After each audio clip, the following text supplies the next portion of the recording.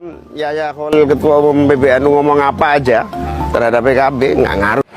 Assalamualaikum warahmatullahi wabarakatuh. Halo Cak Paimin, kalau panjenengan bilang bahwa Pak Khalil Yahya Stakuf ngomong apa saja nggak berpengaruh terhadap PKB, itu salah. Sangat berpengaruh sekali. Apalagi sekarang Anda bergabung dengan PKS jadi wakilnya Pak Anies Baswedan, itu sangat berpengaruh sekali. Ambisimu terlalu tinggi. Gus Dur saja kamu kudeta, gimana kamu mau jadi pemimpin? Kami orang NU Tulen nggak bakalan milih kowe. Ingat ya, biarpun aku dicaci maki sama Gus, dicaci maki sama orang-orang kader PKB, intinya riwayatmu kamu mengambil alih PKB sudah ketahuan, jejak digitalmu sudah ada. Kami siap tidak memenangkan Anda, apalagi Anda bergandengan tangan dengan PKS. 2024 pilihan kami tetap Ganjar Pranowo, tidak akan milih Paimin. Merdeka.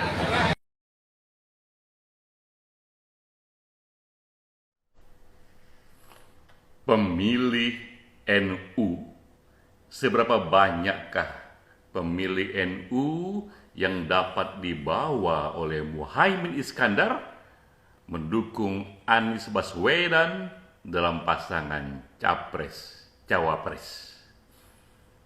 Data menunjukkan ternyata pemilih NU sebenarnya menyebar ke banyak sekali partai, dan bahkan PKB bukanlah partai yang paling favorit di kalangan pemilih NU. Ini datanya, bahwa dari pemilih NU yang ke PKB hanya 11,6% saja. Bahkan lebih banyak pemilih NU yang ke PDIP, itu sebanyak 21,9%. Bahkan juga lebih banyak pemilih NU yang ke Partai Gerindra sebesar 13,6%. Baru setelah itu PKB di ranking ketiga, dan tak terlalu jauh kemudian Golkar di ranking keempat, hanya selisih beberapa poin saja. Sama-sama 11, Golkar adalah 11,2%. Pertanyaannya mengapa? Mengapa PKB yang lahir dari rahim NU tapi bukan menjadi partai favorit nomor satu? Jawabannya adalah pada sejarah dari PKB itu sendiri. Kita tahu ada satu momen saat itu seorang legenda di PKB, di NU, Gus Dur, Abdurrahman Wahid, yang terlibat dalam satu konflik dan kekecewaan kepada Muhaimin Iskandar. Hingga sekarang riwayat ini, kemarahan dari Gus Dur ini masih terus dihembus-hembuskan bahkan oleh putrinya sendiri, Yeni Wahid, yang secara terbuka menyatakan oposisinya kepada Muhaimin Iskandar. Itu sebabnya mengapa di kalangan pemilih NU, PKB bahkan bukan partai favorit. Tentu saja melalui Caimin tetap saja ada sebagian kecil dari pemilih NU yang dapat dibawa mendukung Anies Baswedan. Namun jangan lupa pula, pergi pula sebagian secara signifikan pemilih Demokrat dari Anies Baswedan. Demikianlah ekspresi data bersama saya, Denny J.A. NU dan Muhammadiyah dalam 20 tahun terakhir, dua organisasi ini mengalami perubahan yang sangat drastis. Untuk NU, mereka yang merasa bagian dari NU, yang merasa keluarga besar NU, jumlahnya bertambah banyak, dan bertambah banyaknya drastis sekali. Sebaliknya, mereka yang merasa bagian keluarga besar Muhammadiyah berkurang sekali dan berkurangnya drastis sekali. Ini datanya data dari dua survei LSI DNIJA tahun 2005 dan 2023, 18 tahun kemudian.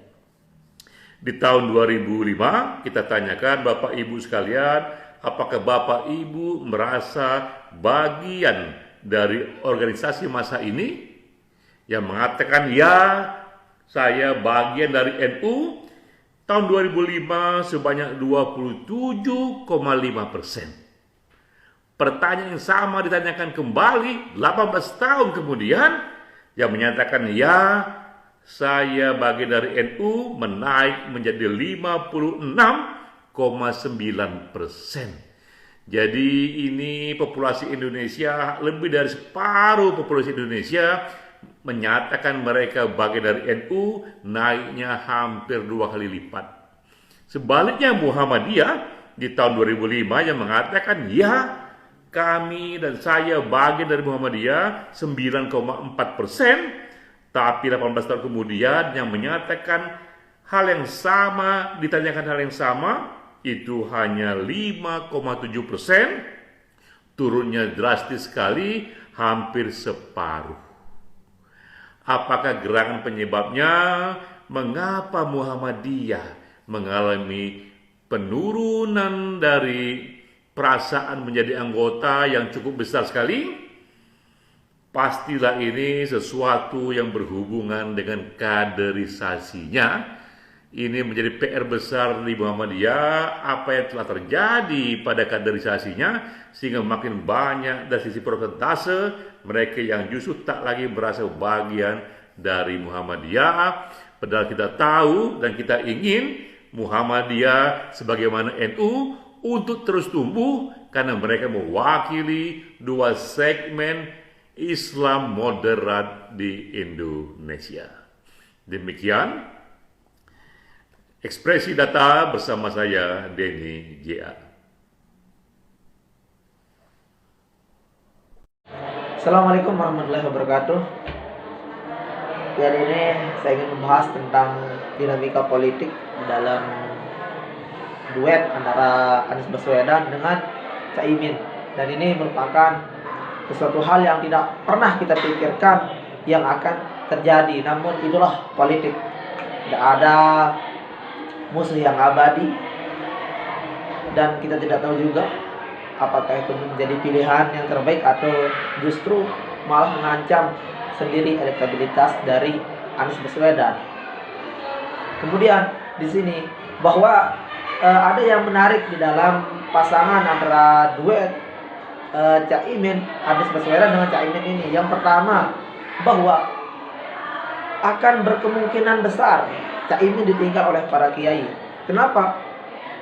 Karena di sana dia berkoalisi dengan PKS, Partai Keadilan Sejahtera. Kita sudah mengetahui hal yang sangat viral ini, bahwa PKS sama NU itu bukan minyak dan air, sulit, bahkan tidak bisa disatukan. Nah, sementara Caimin masuk ke radar untuk berkoalisi dengan Anies Baswedan ini, perlu dipertanyakan tentang ke-NU-annya. Kemudian bahwa dia menganggap, dia bilang seperti video yang telah Anda saksikan di awal tadi, itu bahwa Caimin mengatakan apapun yang dikatakan oleh Ketua Umum PBNU Gus Yahya Khalilistakuf itu tidak ngaruh, justru sangat berpengaruh. Ketika Caimin terus melawan argumentasi dari Ketua Umum PBNU, maka akan kelihatan siapa sebenarnya Caimin ini, yang suka bermanuver. Dan memang kita akui kalau dalam 3 hari ke belakang ini, itu manuver yang dilakukan oleh Caimin ini perlu saya apresiasi karena luar biasa. Namun tetap saja saya sebagai orang NU kurang suka dengan Caimin. Kenapa? Karena masih ada konflik gitu yang sulit sekali dilupakan oleh kami warga NU, yaitu tentang pengkhianatan kepada almarhum Presiden Gus Dur. Dan sudah dikasih tahu oleh Mbak Yeni Wahid juga, sudah sekian kalinya. Nah, ketika melihat itu, apakah nanti bisa memperkuat posisi Anies Baswedan atau justru akan menurun drastis yang signifikan. Nanti kita lihat di lembaga-lembaga survei yang akan terjun. Nah, intinya apapun yang dibahasakan oleh Gus Yahya itu sangat berpengaruh. Anda tidak bisa bilang tidak berpengaruh, justru itu sangat berpengaruh.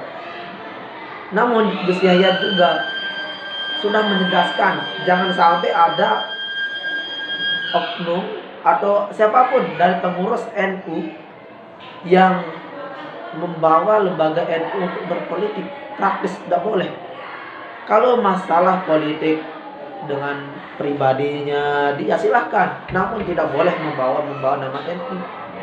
Saya sangat setuju kepada ketua umum kami siap laksanakan samina wa ta'na. Jadi agar NU ini tetap terjaga dari semua politik praktis, namun masalah politik kebangsaan NU wajib ikut. Itu mungkin yang bisa kami sampaikan. Sekian, terima kasih. Wassalamualaikum warahmatullahi wabarakatuh.